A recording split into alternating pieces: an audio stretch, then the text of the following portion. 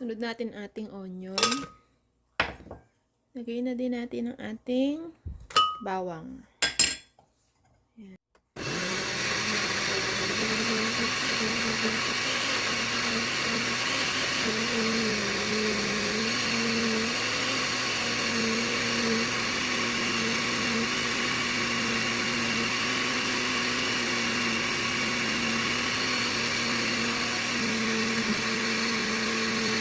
Guys, pagsasama-samahin na natin ating mga ingredients. Ito na yung onion, garlic, at saka yung ating apple na binlender.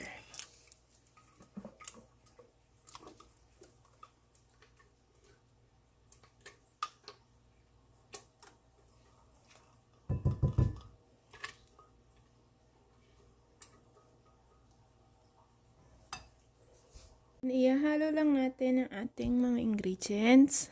Ito ang ating chili paste or ang ating gochujang.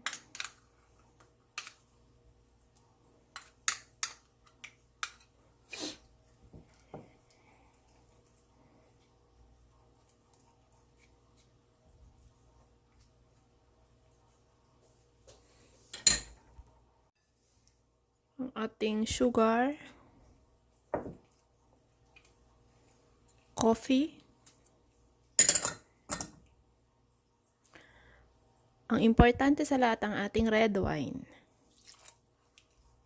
Mix lang natin, guys.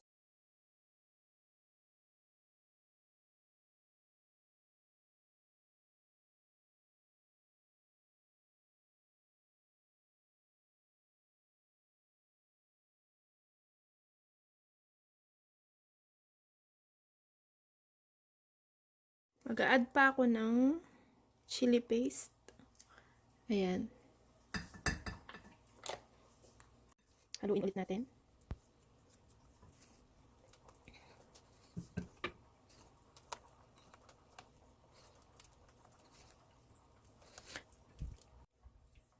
Kung gusto niyo ng mas matamis, pwede din kayong mag-add ng sugar.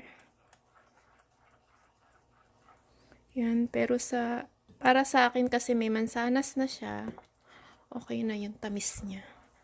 Sa ating mga Pinoy, mas masarap yung medyo may tamis at anghang. Ayan. So guys, isi-separate natin ang ating sauce sa isang bowl. Ayan. Kita. Ang ating pork. Inislice ko guys ng ganyan. Yan. Para manuot yung kanyang sauce.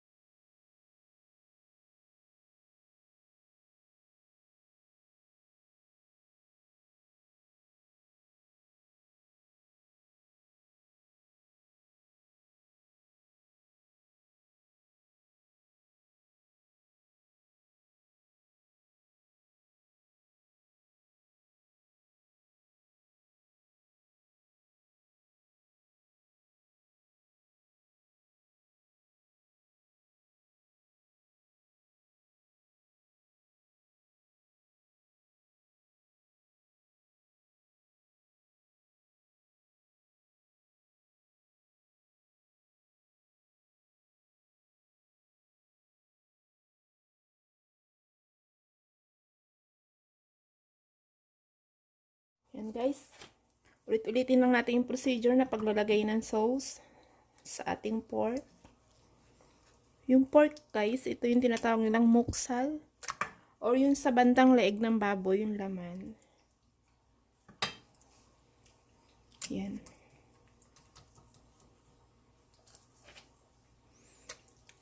I-marinate natin to guys ng 4 hours or higit pa. Pwede nyo i-marinate ng overnight para mas manuot yung lasa. Yung recipe na to guys, recipe ng asawa ko. Lagi namin itong ginagawa kapag may okasyon.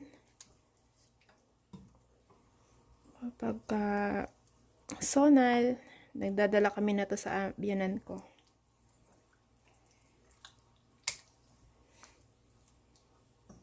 Masarap to iihaw pag sa baga. Ang gamit. Pero dito sa apartment, bawal kasi yung ganun. Sa grill, igigrill lang natin. Electric grill ang gagamitin ko, guys.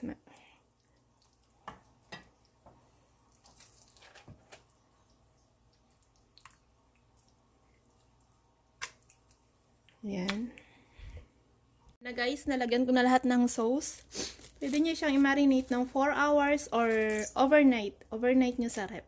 Lalagay natin to sa rep. Takpan lang natin ang ating plastic. O, i-marinate muna natin to. Para manuot yung lasa. Yan.